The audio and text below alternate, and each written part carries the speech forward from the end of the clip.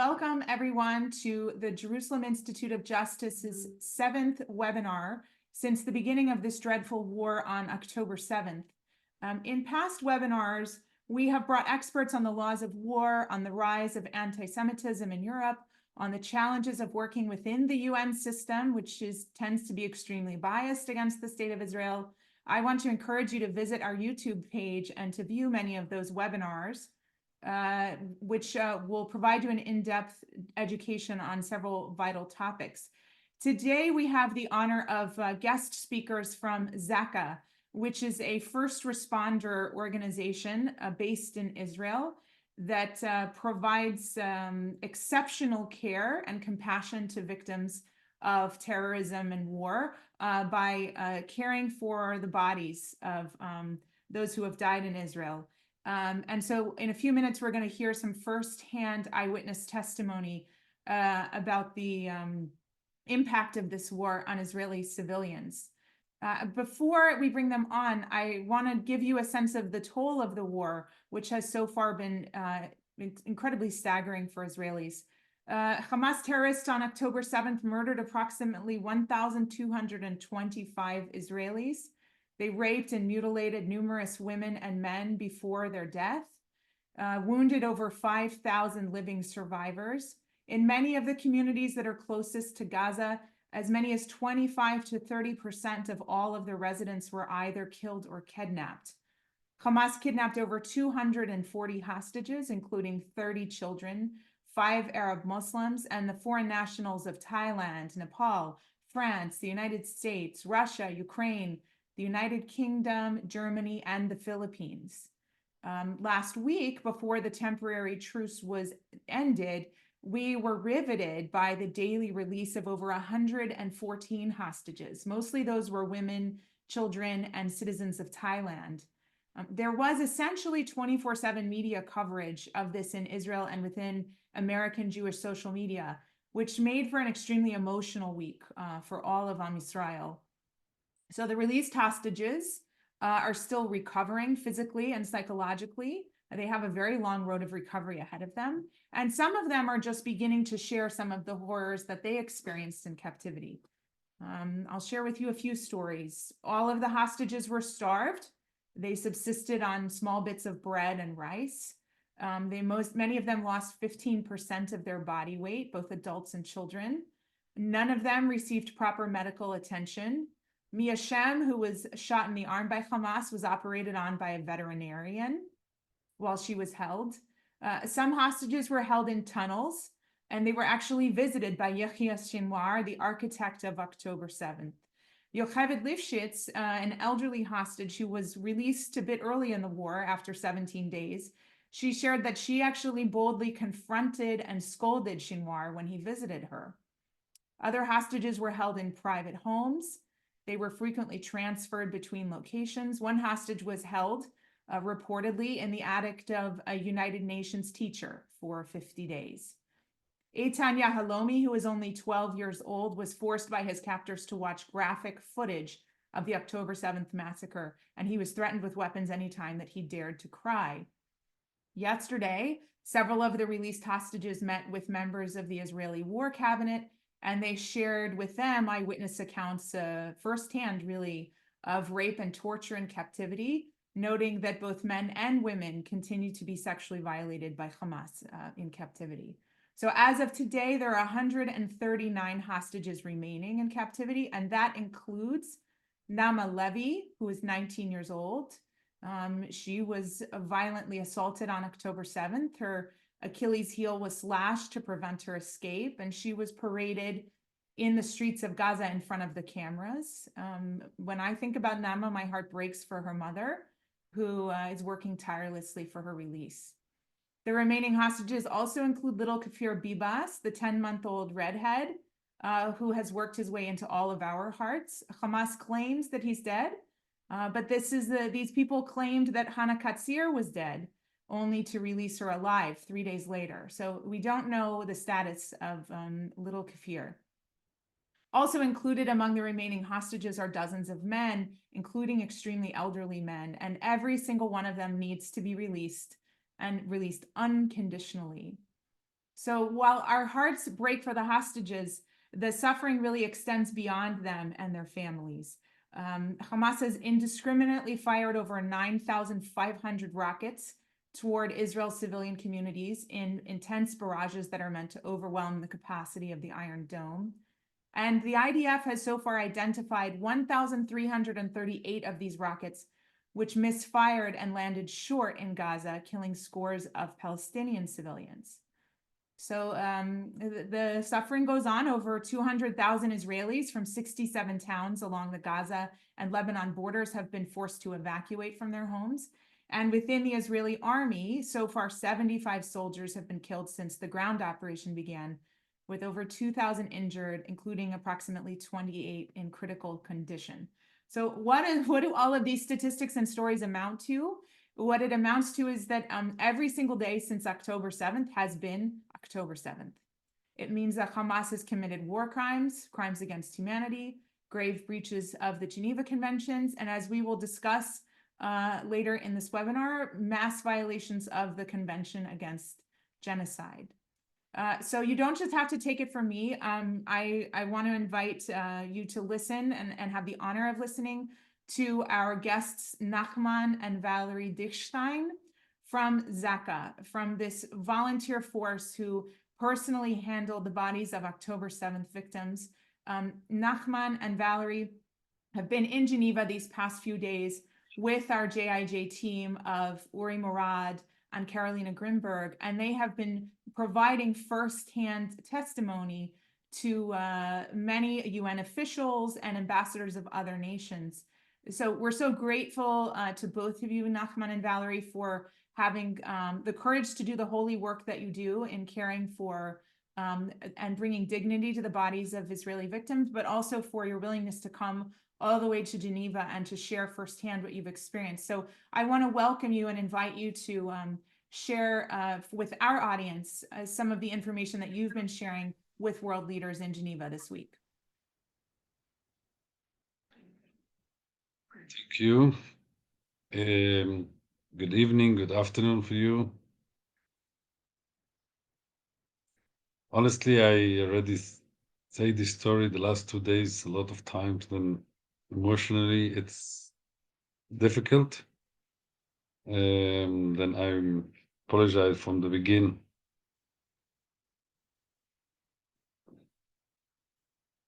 I will tell the story like it started by us. We live in Kiev, and we came for Sukkot to Israel to see the children and the grandchildren. Vacation a little bit, and the vacation was till the 6:30 in the morning it starts.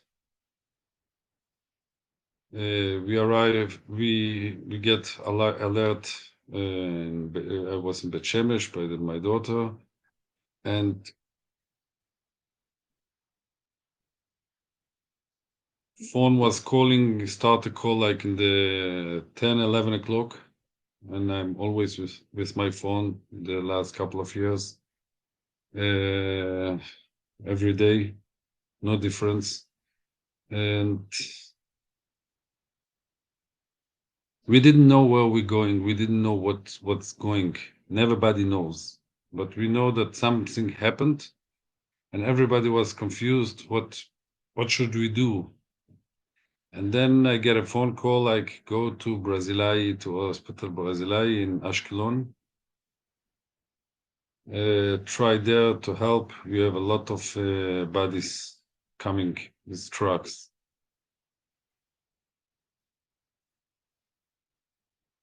When I arrived to Brazilai, I know there are a lot of people that tell me, listen, don't go here, don't go here. Go directly with the army, with the Rabbanut Tzvait. Take their position and start to take the fingers print from the soldiers. And there we get like already, I think, around the 20, 30 bodies. It was like 5, 6 o'clock. And there I meet one of the first bodies was my neighbor in Israel. It was a shocked, but we went. Then they asked me go to Nova Festival, take an ambulance with two other friends, and then we start the route. Number of route is 34 from Ashkelon Sderot, and then to Lad Givim. I don't know the names. From Sderot, it start like we saw, I think maybe hundreds of cars. I think more. More also, my wife say, bodies on the street, bodies on the side, bodies in the bus stations, pieces of bodies, like everything was like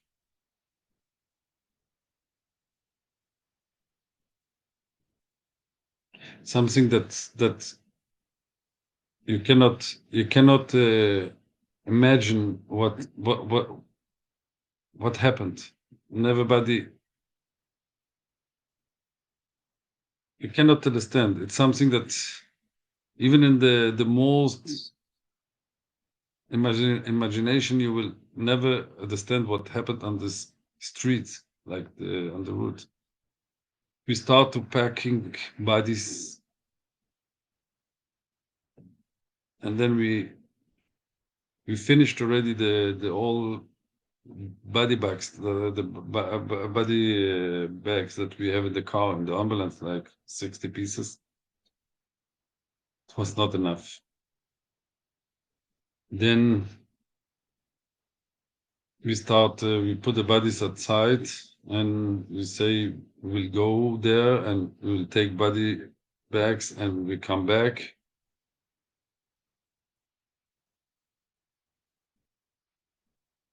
Then we arrived to Nova Festival. This was something.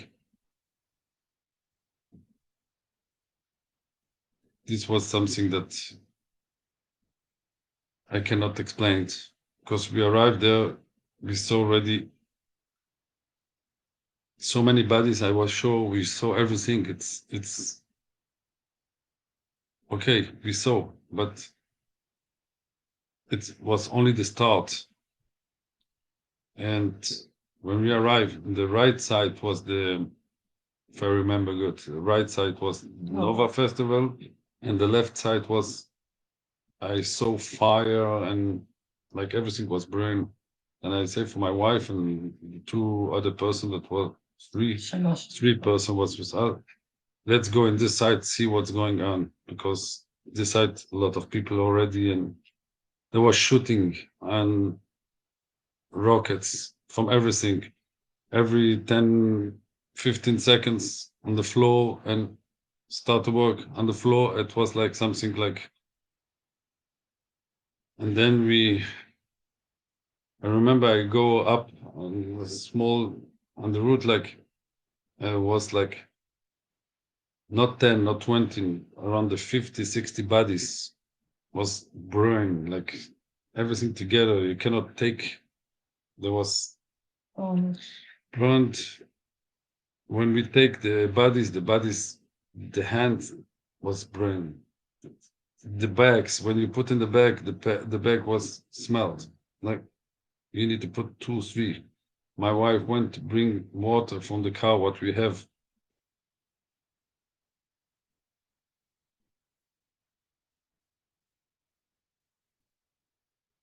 Sorry. And then we tried to put water, but it didn't help a lot. The bodies was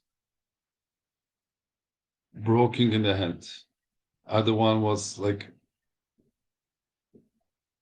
I cannot explain. It's something that, and we tried to put it in the bags, but the bags was, then we put it in a big truck, like not a truck, in remorque. And we put like around the 50, 60 bodies like this.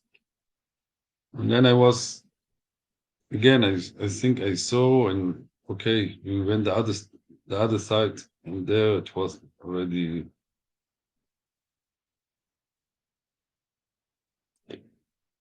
bodies, so much. You cannot, again, it's something that everybody can understand. In hundreds of bodies. It was like there alone was like in the same evening, like 270 something like this bodies that we find in trucks, like 1, 2, 3. I think even more, but This was the number that came out. I don't. What I think it was more, but this is what the number that went out this evening.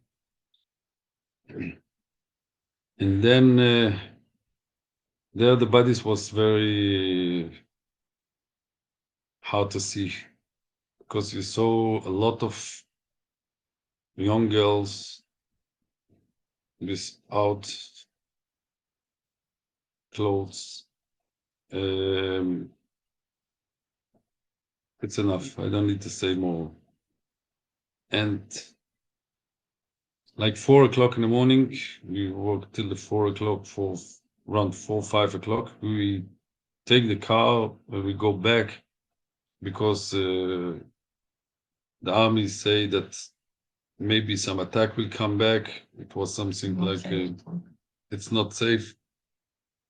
We need to go out of this place and try to come till Ashkelon, and there till Ashkelon we need to go out. We start the route, and then we start to take the bodies, and then we stop by the near the bus station. You have like a place where the people are going normally when you have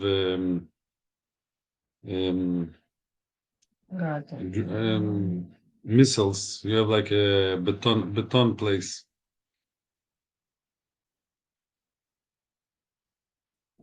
Outside was bodies. Then we start to pack the bodies, but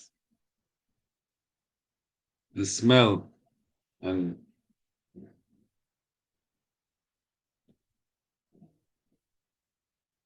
we start to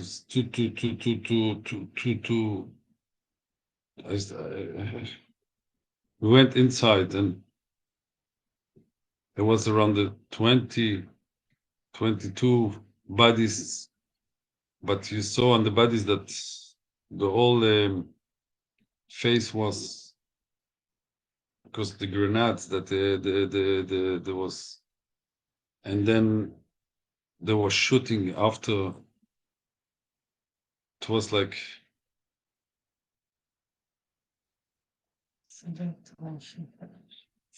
from everything there. It was like something that you cannot understand. It's like I don't know how we say the face from the people was like from the איך אומרים את זה? מעוות. Uri, help me. Twisted, yeah, twisted. Yes, and it was like something very, very difficult to see and to take these bodies. And then I tried to make it short because it's very long, the story, but we went out, and next day, like 8, 9 o'clock, 10 o'clock, we went back. And when we came back, we find much more bodies, but how do we find really the bodies that was outside? There was first, it was like really like something irreality, like terrorists from one side, the army taking care, and we are in the middle. And we saw like אורבים. אורבים.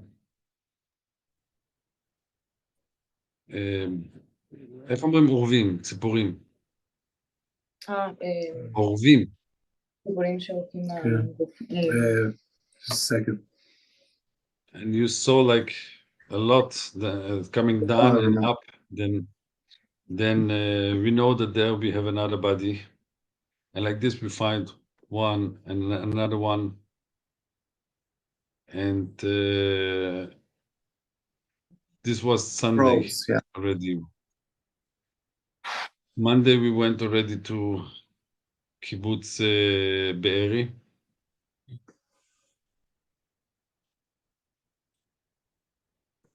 And every day we went to Monday Be'eri, then kibbutz Aza, Kfar Aza, Nir Oz. We went outside around. You have like every place. You have cars and people inside, outside. It was something that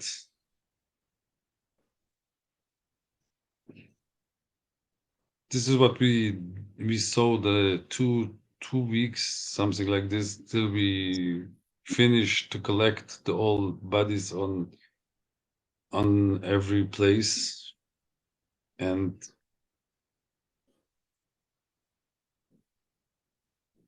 I think it's more than enough for. I don't know. You want to say something? Yeah. I think this is what we have to say and to tell. Thank you so much for sharing those stories. I know that it's intensely difficult to share, to remember, to visualize. It can be very re-traumatizing. I have a question from the audience about just why. Why did you come to Geneva? To share these stories and what motivates your travel beyond the borders of Israel to share information like this? Why I came. I think it's important for the world to know and to believe. I say this today a lot of times, and I will say it again. I say for everybody, I feel like I have a double crime. First was the 7, and the second is now that I need to come and to explain and to show pictures, because they doesn't believe me and doesn't believe what happened. Maybe they believe, but they don't want to. Yes. To say it, and this is the reason that I have to feel from my side that I need to come out and scream in the whole world and say what happened, and something needs to be changed. That woman was tortured, abused, children. We saw. When I'm talking, I see I didn't say nothing, but we find children with. In the head, hammers, knives, pieces of people we find without head, without hand. We find one person was in 5 pieces.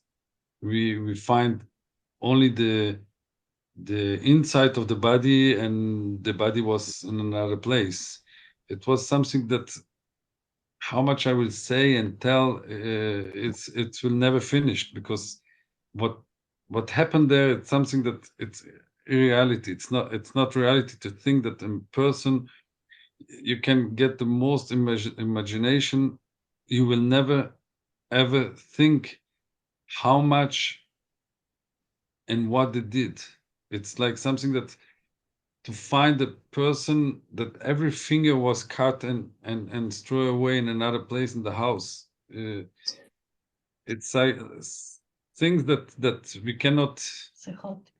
It's psychotic. I don't know how to explain. It's something that honestly, the whole day I was crying. Then I cannot cry more. It's like too much. It's emotional. I tried to stop it and to try, but it's something that Uri knows very well, and he was with me, and he knows what we say and what we. The reason I think we need people. Why the people doesn't believe us and not to believe that. I mean, איך אומרים, למה לא. למה הם לא... תגיד לי, למה הם לא באים לצידנו למה שקורה? זה הסיבה. אורי. Basically, they don't believe us, and why they don't side. And this is the reason that I came. We Well, need to approve. It's crazy. We need to approve what happened. It's so crazy. And by the way, even with the overwhelming evidence that has been presented, people are still not necessarily believe us. We hear a lot about the Israelis using AI and we fabricate things, and these are things that we hear from a lot of different people. And for me, just to say, I think that will speak for the both of us. I want to personally thank the both of you for your courageousness, for your dedication, for your willingness to tell the story. If you mentioned it, Nahman, a few seconds ago, we ran out of tears. I heard the story, I think, more than 20 times in the past 2 days, and every single time it's hard. It's very hard. But thank you very much, Nahman. Thank you very much, Valerie. Really appreciate that. Thank you. Thank you also for you. For you Great also, what you report. did, it's a lot. We was together, and I saw everything what you did together and with us and alone. You prepared everything. It's like it was really, and let's hope that I think every drop will fill up the glass at end, and we will. Am Yisrael Chai, and ביחד ננצח. Thank you. Thank you. Thank you again. And I Speak for the four of us, but we have the moral duty to share those stories again and again, again and again. Yeah, thank you again, Nahman and Valerie, for your incredible service, the incredible and holy work that you do. For those of us in our audience who are not Jewish, you may not understand that within Judaism, the very highest mitzvah that you can do, the very best and most righteous deed you can do is for someone who cannot repay you. And so when we care for the bodies of those who have died, we are doing a kindness that cannot be repaid. And so the work of Zaka is the very holiest work within the nation of Israel. So I want to extend gratitude from our entire audience, some of whom are giving their thanks and their gratitude in our comments. I know you're very busy and very tired. You're welcome to step away because we're going to launch into a bit of a legal conversation with our experts here in Geneva. Thank you. Thank you. For everybody.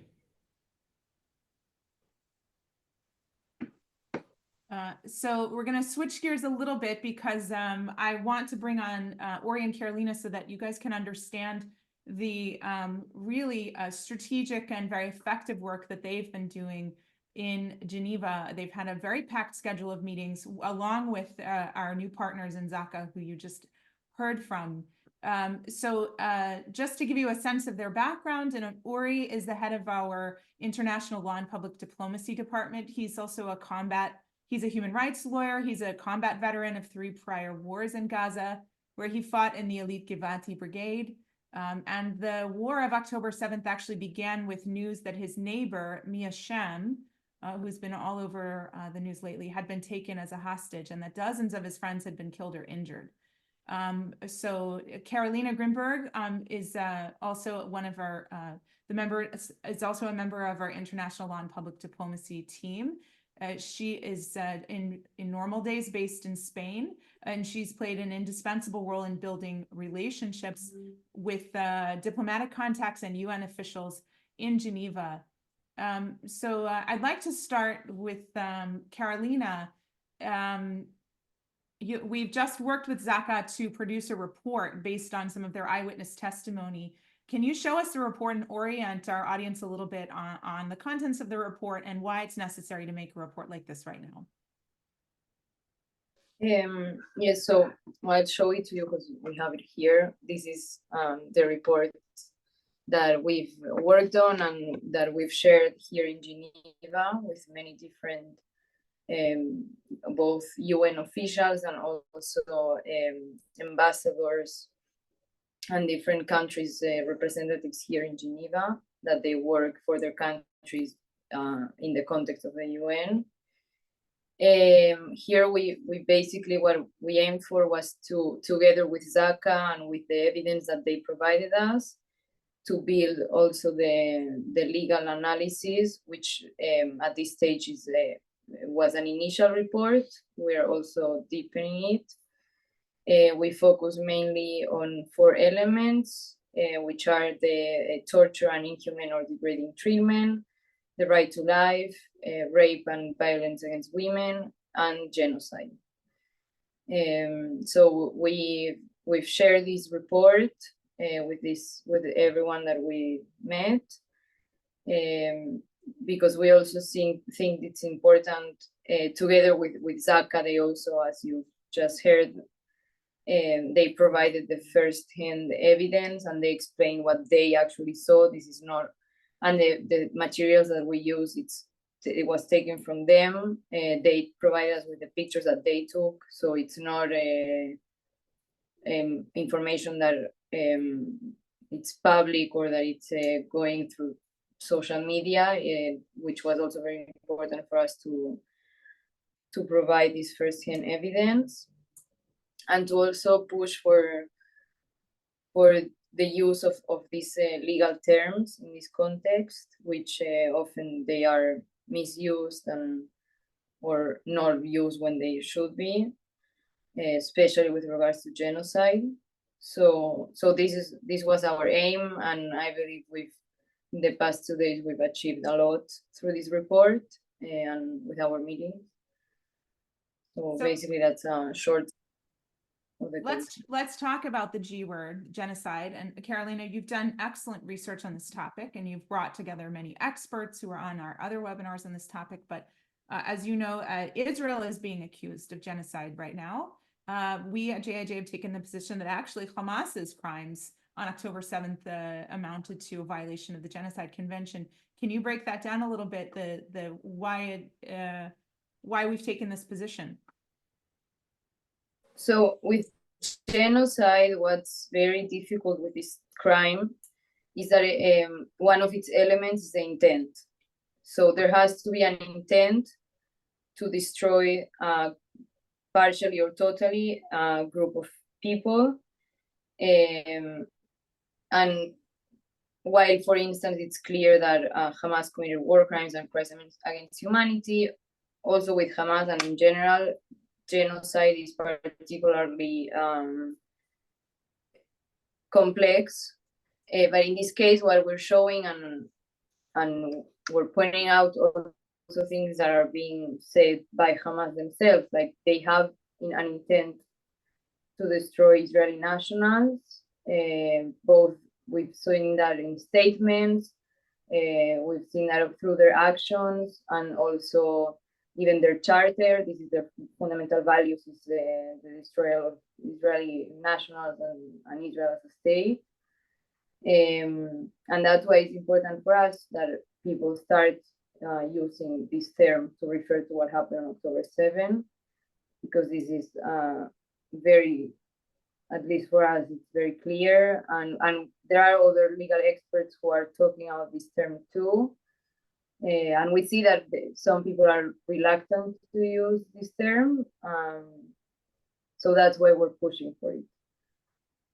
Thank you, Carolina. I want to switch to Ori, because Ori, you had a very important meeting this week with an official from the International Red Cross. As our audience may remember, at the very beginning of this war, we led a coalition of 50 human rights organizations in pressuring the Red Cross to make the release of the hostages an urgent priority. We said that they should get involved immediately in facilitating their release, and that it was their duty to make sure that international humanitarian law is observed and enforced in the context of this conflict. So we've been engaged in active pressure, and it's so important, Ori, that you had a meeting with the key official. Can you give us some of the highlights of that meeting? It was a very intense meeting, I have to admit. We went with a high-ranking official, the responsible for the legal side of all the ICLC in general, and we expressed our deep concerns about what has been done, and in my opinion, little has been done on the ICLC side to facilitate the release of the hostages, to make sure to get at least the list of the hostages, the names of the hostages, to provide them with the medicine that you need, with the special needs that each and every one of them holds. We expressed our concerns with regards to their contribution into the, I would say, distorted narrative of how they covered this conflict with the Hamas, even prior to October 7th, but more so October 7th on. And we confronted them on all the issues that we think that needs to be discussed. I can't say we got a lot of answers that we can actually work with. We confronted on a lot of issues. It was very intense.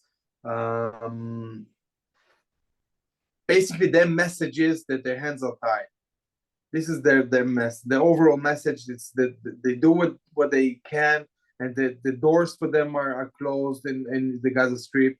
And when it comes to their contribution to this, as I've mentioned, this distorted narrative that they themselves promote and contribute to, is leading to what we all see, the alarming rise of anti-Semitism. We see manifestations of anti-Semitism. We see the rise of 400 and 500% of in the terms of manifestations of anti-Semitism all across the world. It's not only Europe, it's all across the world. And we confronted on those issues. It was, I have to admit,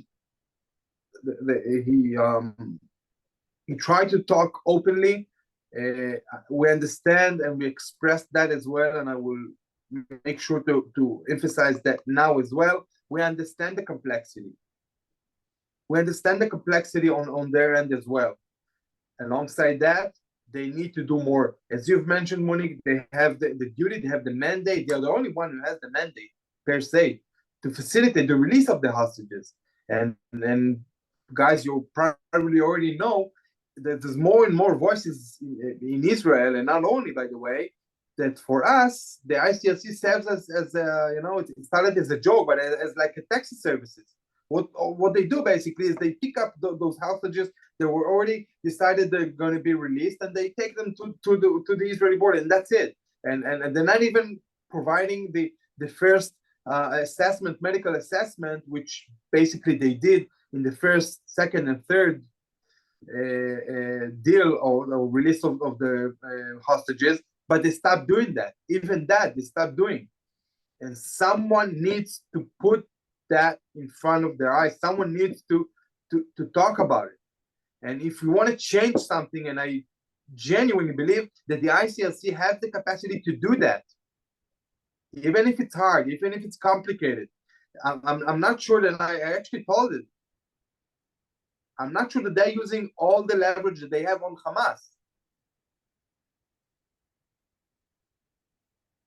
On that and while over 140 hostages are still held hostages in the Gaza Strip, what they're basically busy with is sending letters to the Israeli side, because they feel that Israel is not supplying all the facilities of the detainees or the Palestinians held in Israeli jail, and that is during the most horrific, heinous crimes ever been seen before. And that is something that for me it crosses the line. It crosses the line, and we need to put a stop to it. And that's what we try to do. And I see that it was a really positive, with all the tension. It was really a lot of tension in the room,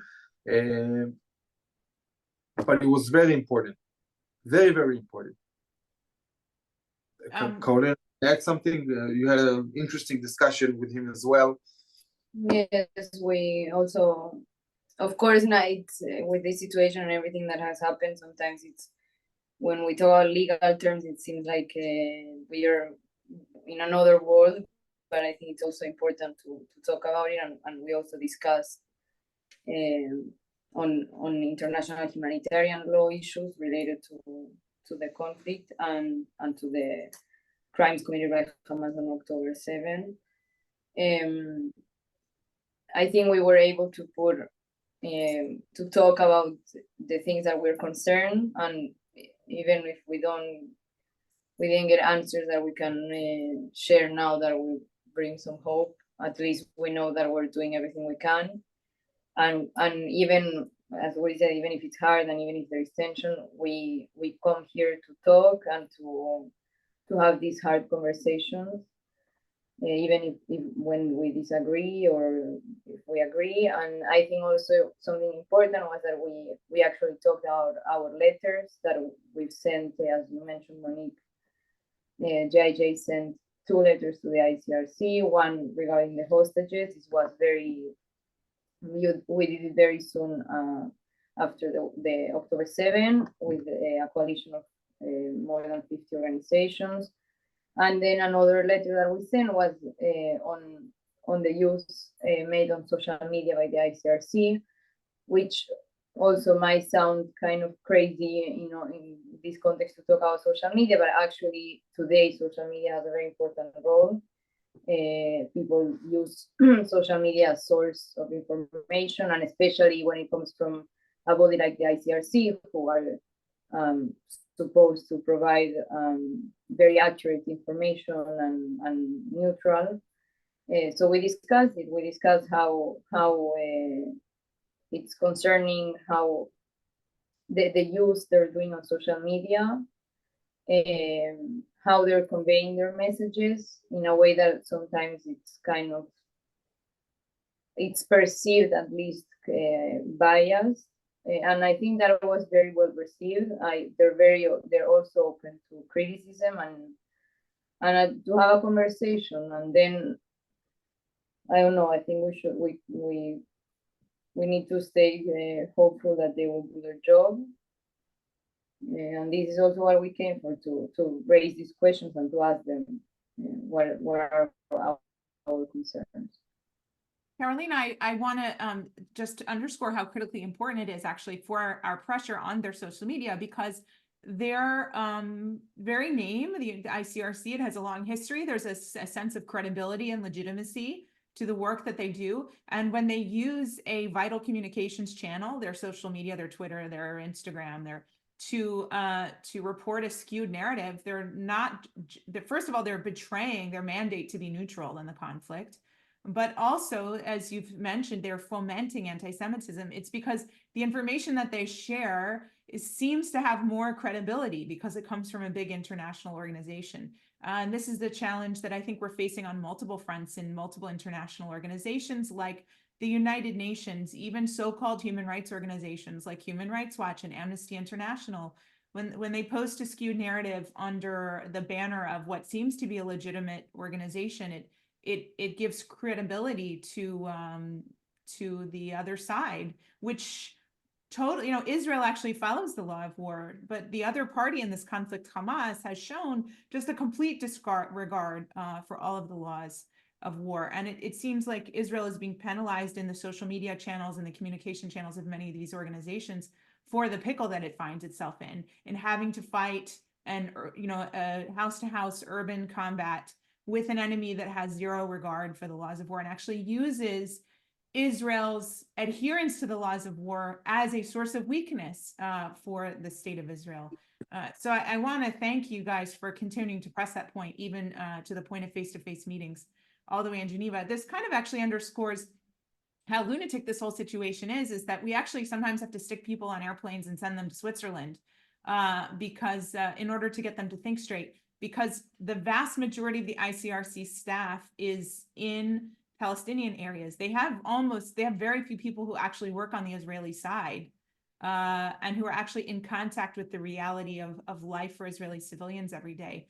And so that really skews the narrative. I know that many hostage families were upset that they had to fly to Geneva themselves in order to actually get meetings and get attention, especially in the early days of the conflict. So we only have a few minutes left, and I just want to ask about one other key meeting, and that was with ambassadors from the Czech Republic. So last week, our CEO, Flavia Sivald, met with the Czech ambassador to Israel and had a very productive meeting. And this week, you guys met with the Czech ambassador to the UN in Geneva. So would you guys tell us about that meeting and some of your strategic goals in your bilateral diplomacy initiatives?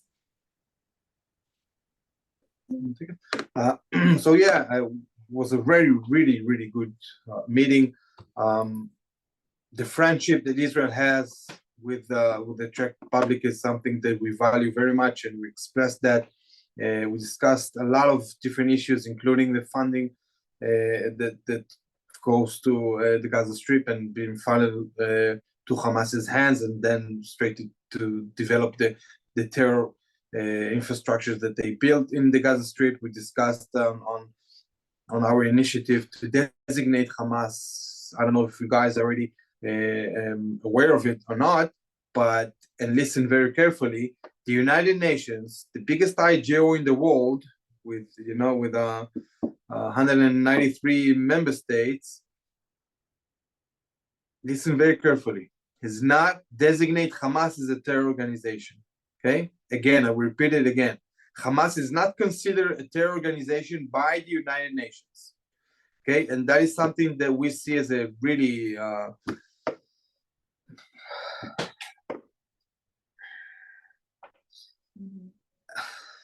I lost the words, sorry. My apologies.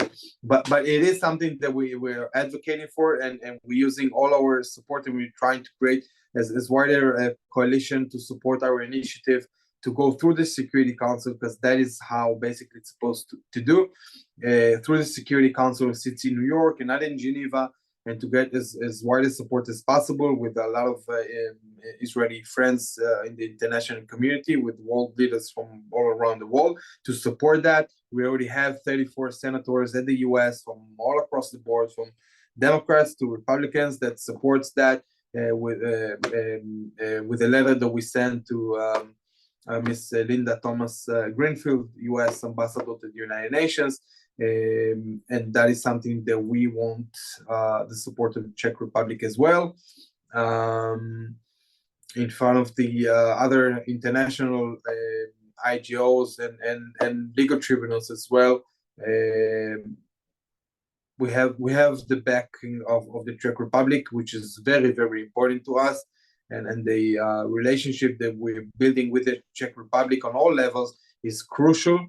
And we are very much thankful for them, and very much thankful for the representatives in Geneva as well.